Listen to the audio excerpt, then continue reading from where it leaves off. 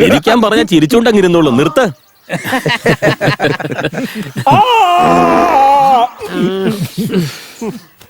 ലളിതേ, ലളിതേ, എന്റെ മനസ്സിലടങ്ങുന്ന ആഗ്രഹം വിജയിക്കണമെന്നുണ്ടെങ്കിൽ ലളിത എനിക്ക് സ്വന്തമായേ മതിയാവൂ.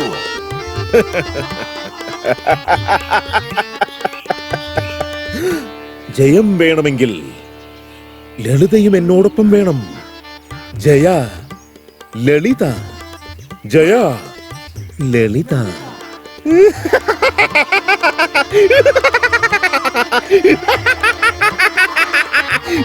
അതെ, മതി, ഒന്ന് നിർത്ത്. പൊളിച്ചല്ലേ ആശാനെ? മാറിക്കടാ. ശരിക്കും എനിക്കറിയാം, ഞാൻ സംഭവം. വജ്രമുനിയുടെ കഥാപാത്രത്തിന് നിനക്കറിയത്തില്ല. നീ ചെല്ല്. എങ്ങനെയല്ല ഇത് ചെയ്യേണ്ടത്, ഞാൻ കാണിച്ചത് അങ്ങനെയാന്ന്. അതെ, നിങ്ങൾ രണ്ടുപേരും വന്നേ. ഇത് പിടിക്കേ.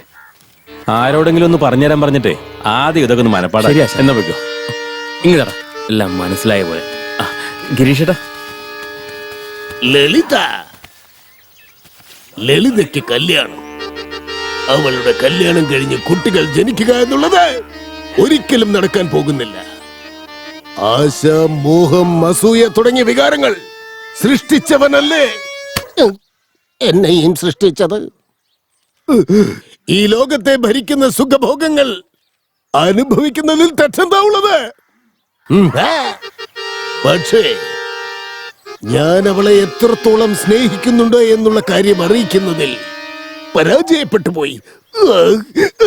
എടോ മാത്ത, താനേ അത്രയും ഗൗരവത്തിൽ പറയാതെ കുറച്ച് ദുഃഖത്തിലൊന്ന് പറഞ്ഞു നോക്കണോ? ശരി ആശാനെ, പക്ഷേ എനിക്ക് അവളോടുള്ള സ്നേഹത്തിന്റെ ആഴം എത്രയാണെന്ന് ഇതുവരെ ഞാൻ അവളോട് പറഞ്ഞിട്ടില്ല. പരാജയപ്പെട്ടു പോയി. ഇതുപോലെ ഒന്ന് പറഞ്ഞു നോക്ക്. ശരി മോനെ, ഇപ്പൊ കറക്റ്റാ പറഞ്ഞത്. നന്നായിട്ട് പറഞ്ഞിട്ടാ.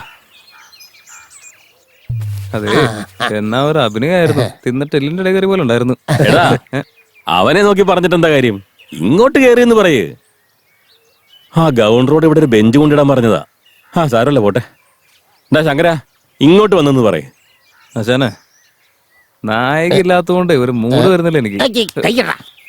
ഇങ്ങോട്ട് വേടാ.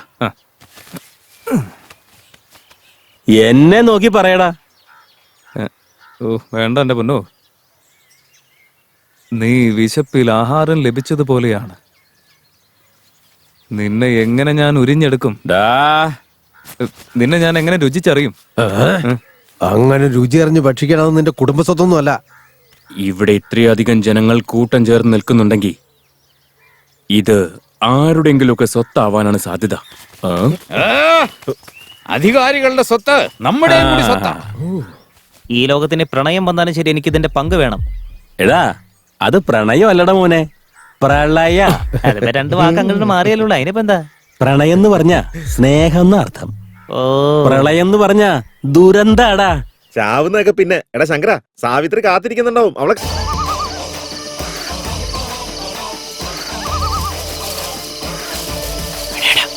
എന്താടാ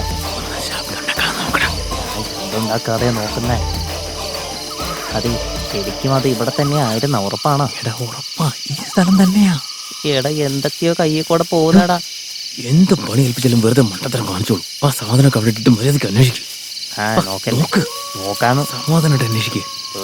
എടാ ശങ്കര, നമ്മുടെ നാട്ടിലെ ഏറ്റവും വലിയ കില്ലാടി നീയാണെന്ന് ഞാൻ വിചാരിച്ചിരുന്നേ.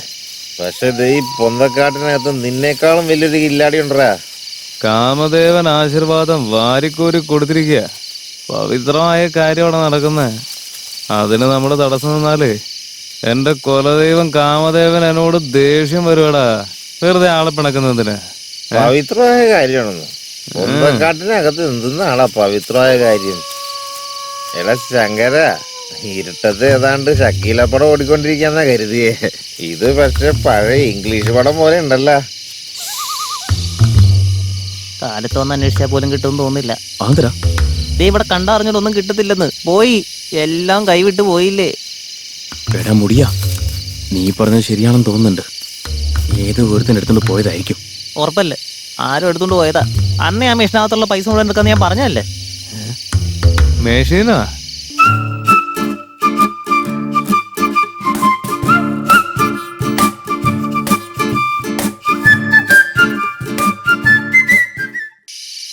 മേഷീനാ?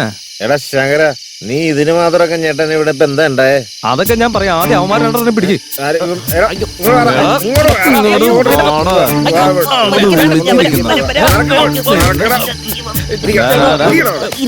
ഏത് മെഷീനെ കുറിച്ചാ പറഞ്ഞത് മര്യാദക്ക് പറഞ്ഞോ നീ. സത്യം പറഞ്ഞില്ലെങ്കിൽ നാട്ടുകാരെ വിളിച്ചു കൂട്ടി ഇവിടെ ഇട്ട് കത്തിക്കുന്നില്ല ഞാൻ. കേട്ടോ? അങ്ങോട്ട് പറയടാ.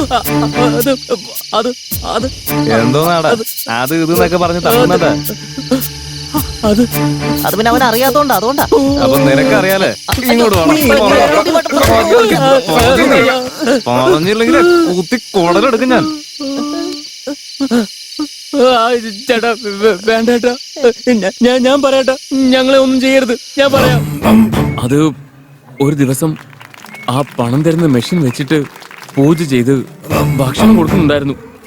ഇത്രയും കാര്യമായിട്ട് ആഘോഷിക്കണം എന്നുണ്ടെങ്കിൽ ഇത് അത്രയും വില കൂടിയ മെഷീൻ ആയിരിക്കും കരുതി അന്ന് രാത്രി തന്നെ അതിലെന്താ ഉള്ളതെന്നറിയാൻ അതിന്റെ വാതിൽ തുറന്ന് അകത്തേക്ക് കയറാൻ ശ്രമിച്ചപ്പോ വാച്ച്മാൻ ഞങ്ങളെ പിടിച്ചു.